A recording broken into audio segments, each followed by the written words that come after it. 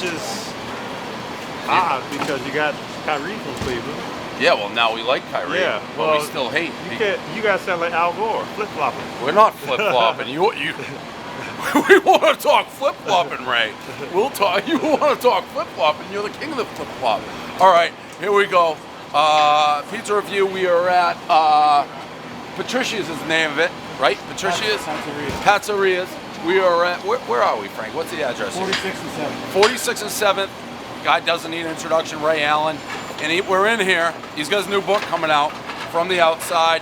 It's his life through basketball. And we just started talking. He saw Miami Heat hat in the back. He's like, oh, go the Heat. He's like, do you not like the Heat? He thought it was a New York guy. I told him a Boston guy. I don't know what I feel about you, Ray, because I am a Boston guy. And there's all this, we got trash everywhere. At the bottom of it, maybe my Ray Allen jersey, because when you went to Miami, you broke my heart. So I'm thinking, in this book, we're going to have about half of it dedicated to an apology to Celtics fans. What about winning a championship in 2008? Yeah, but I don't understand. We won in 2000, the big three. We got Perk, KG, and Paul Pierce. That was our big three. I know, but you have to cherish the good times. Like why didn't we go for the second one? We tried. You know, you have to talk about the organization and our inability to field a team that was competitive, successful over a long period of time. Like. They were competitive. We lost Game 7 in LA, which was a heartbreaker. Right. That was another opportunity. We just weren't good enough. Like sometimes there's never a guarantee. Look at the Lakers with Karl Malone and Gary Payton and Shaq.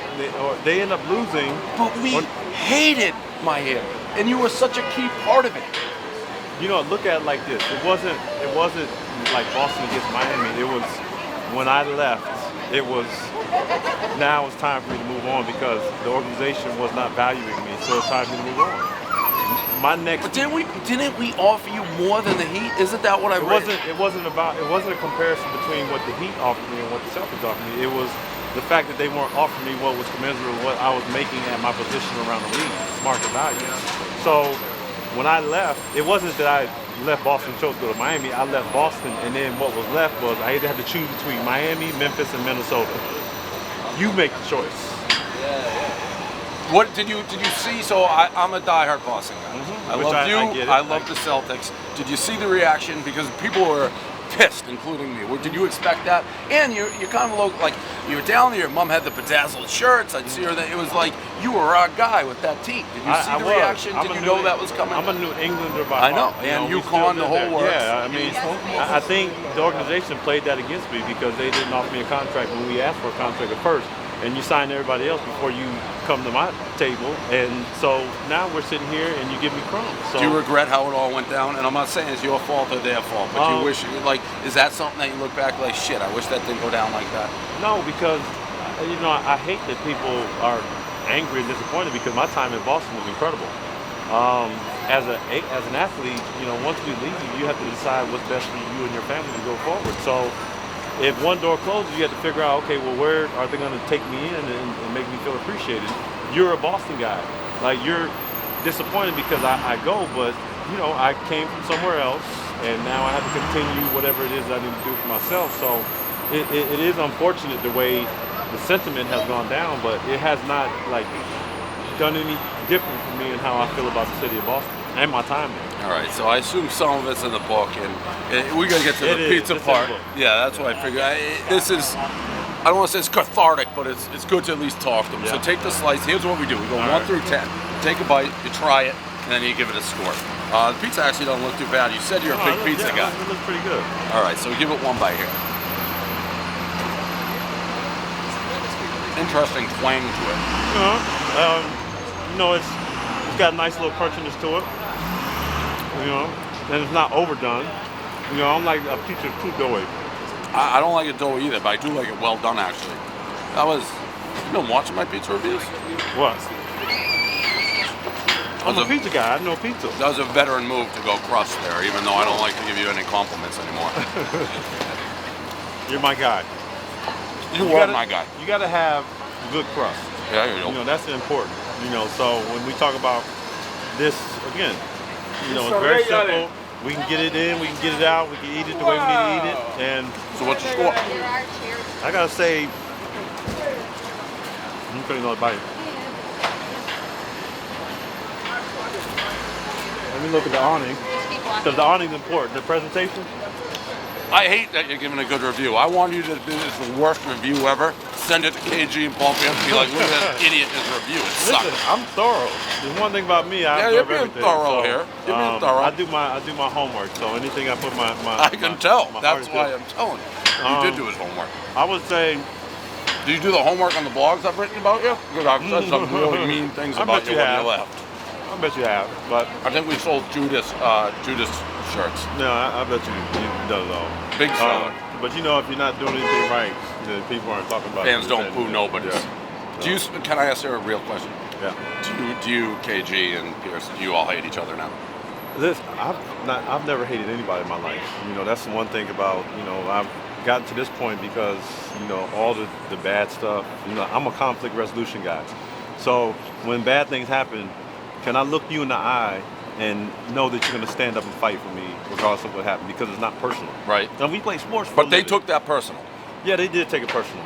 But it's unfortunate because when you win a championship, I've won 2 championships, and all those guys. I've just blocked out the second one. Well, you have, and you know that's what sports does for you. It's you're carrying the city on your back. Yeah. So I had the opportunity to make brothers of these guys I won championships with. So at the end of the day, I have love for them. You know, it's unfortunate. Like as you saw, I tried to get KG Pound in the game, and obviously we're at, you know, in battle, whatever it may be. Like he can feel the way he feels, but doesn't change what we did and what we meant to the city, what the city meant to us. Do you think? I assume that's. I know there's this. You had prior engagements, but the Paul Pierce, the rafter thing. Mm-hmm. Is that? I mean, the reason you weren't there had to be because everything that went down, right? Yeah, but I was never invited, and it wasn't. I know people made a big deal about me being playing golf with George Lopez, which was completely. It was so funny to me because I had no idea that this whole thing was going on in Boston. I was in LA for an appearance that was scheduled 2 months earlier.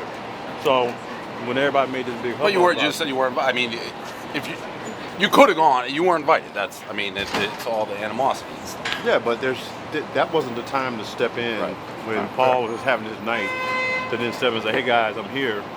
You know, that was about Paul, and I appreciate everything he's done for the organization, and you know how he's been who he was to us and to the city. And there's still people that are angry, you know, with including, me. Yeah. Like I think a lot of people, me. Including you. And you know, rightfully so, you have the right to feel the way you feel, but I love that city.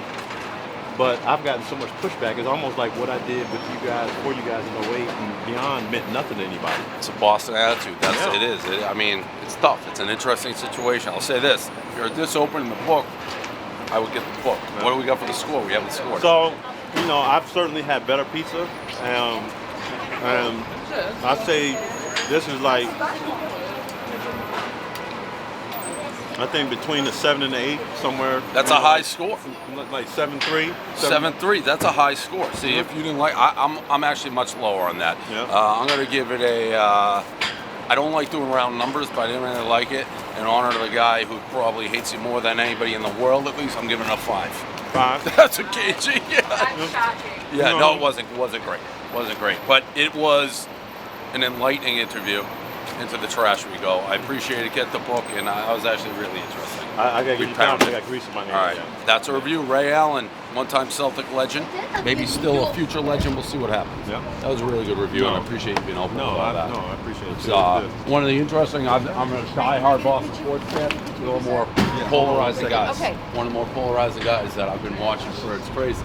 Yeah, you know what I think a lot of it is? That says we hate Braun so much, and the rivalry was so intense, and it was the heart of it. But I appreciate that. That was great. It was. You know, that was even for me, like getting into that situation where we're sitting here, and I'm asking, you know, these guys, like, come on, guys, what's going on? Like, yeah, no one ever knows the truth. Yeah, you don't really step up. Like, you weren't stepping up, and like, you know, it's like that's what you said. You tell your wife, say, wife, tell me you love me. Tell me that you want me. Tell me that you want to put me in this situation to help you get better. And I'm like, what are we gonna do here? And everybody's like, well, you know, it was always that, well, you know. And I was like, you know, this by is the time place they came, it was too late. Sucked. Yeah, this is the place I love, and so it is unfortunate. And hardest thing probably I've had to deal with because, you know, I had great times in Miami, but that was not the place I wanted to be. Right. You know, the place I wanted to be was where I was. But when your job, whatever it is you do on a daily basis, if they don't cherish you or value you, you know, you sit there and you say to yourself, wow. Like, they spun it. I mean, they spun it the other way at the end. And, but here's the interesting thing. Everybody spun it. Yeah. And guess who didn't say anything? You. Right. Me. Yeah. So everybody in the whole existence made me look like a criminal, made me look like this That, bad I mean, guy. that was the message they did. It's like, we want them, we paid them more and all that. That's and that was the story they told, yeah. but everything was so much more, which, you know, I talk about a lot of. All right. Well, man, I appreciate that. That was great to hear. All right, Dan. Thank you very much.